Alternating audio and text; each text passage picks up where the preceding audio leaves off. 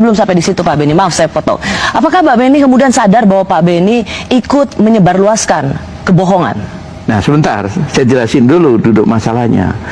Karena terjadi perdebatan di publik, diantaranya tadi informasi jari dipotong, kami dengan Bu Pungki dengan staf datang ke Polres Jakarta Selatan. Kebetulan Kapolres selesai rilis. Saya ditemui oleh Kapolres, Wakapolres, Kasat Reskrim. Kami pertanyakan, apa yang terjadi? Ada jari yang dipotong, tidak ada Pak, ini fotonya.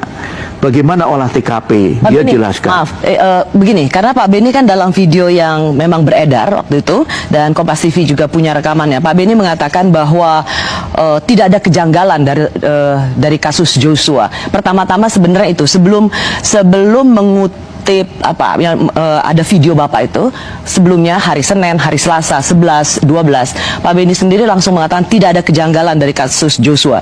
Yang ingin saya tanyakan adalah belum apa-apa Kompolnas dalam hal ini Pak Beni juga mengatakan nggak ada apa-apa, tidak ada kejanggalan dalam kasus ini, saat satu republik itu merasa ini ada yang janggal Pak Beni. Ya, jadi begini, setelah ramainya di media, saya berusaha. Karena tugas Kompolnas diantaranya adalah mengklarifikasi kasus-kasus menonjol. Kami datang ke Kapolres, kami menanyakan bagaimana penanganan kasusnya, kemudian rekonstruksinya bagaimana, siapa yang diundang dari lapor segala macam, sampai akhirnya saya tegaskan lagi. Jadi gimana? Sudah clear, nggak ada masalah. Itu yang Bapak katakan kan? Karena Bapak bilang saya turun langsung. Betul. Mendengar dari tim penyidik Polres Jakarta Selatan, saya merasa perlu turun karena banyaknya silang informasi yang membuat bingung masyarakat hingga saya turun langsung. Betul. Memang kata turun langsung ini seolah-olah Bapak menginvestigasi, turun langsung. Padahal sejatinya Bapak turun langsung bukan untuk investigasi, hanya bertanya pada Kapolres dan Kasat Serse. Betul. Pak Beni kan jenderal yang ditempatkan di Kompolnas, lembaga yang terhormat untuk mendengar aspirasi masyarakat terhadap kinerja polisi. Pak Beni ini bukan jubir Polres. Nah, perlu saya jelaskan, kewenangan Kompolnas itu terbatas, bukan seperti Komnas HAM. Komnas HAM punya kewenangan penyelidikan.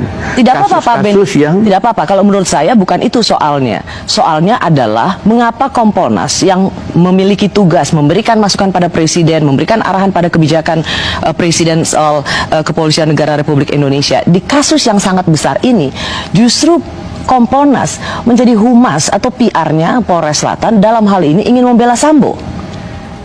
Kesan itu mungkin muncul di masyarakat, tetapi kami dari Kompolnas sendiri selalu ada di posisi yang netral, tidak berpihak.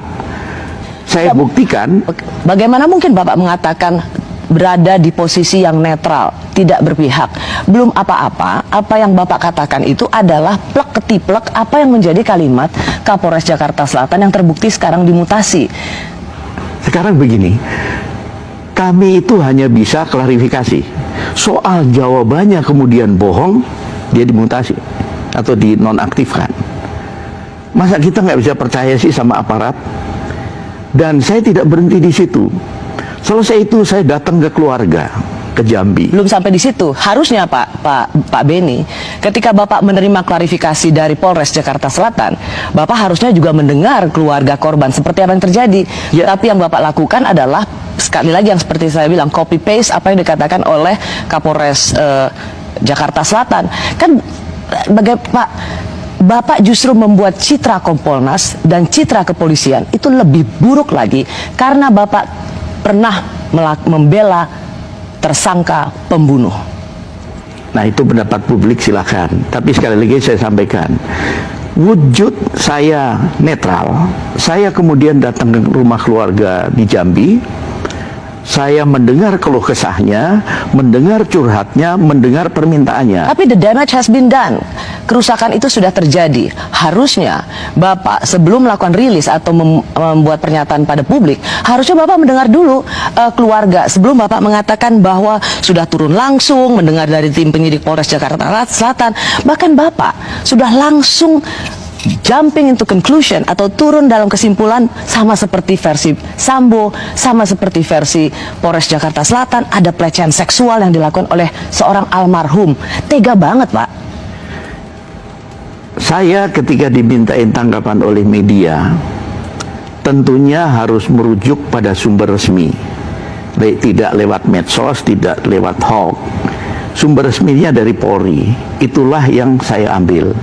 Soal nanti rilis itu tidak benar, ada risiko. Dan ketika saya mengutip ini kemudian saya diserang, itu risiko saya. Oke, berarti selama ini kita sendiri harus bisa tidak perlu percaya pada Kompolnas, karena Kompolnas hanya ingin menyadur dari sumber resmi yang mana sebenarnya itu adalah kebohongan. Apakah Bapak ingin mengatakan berarti kalau Kompolnas bicara tidak perlu percaya pada kami? Ya, sekali lagi ini menurut saya kesimpulan sepihak ya.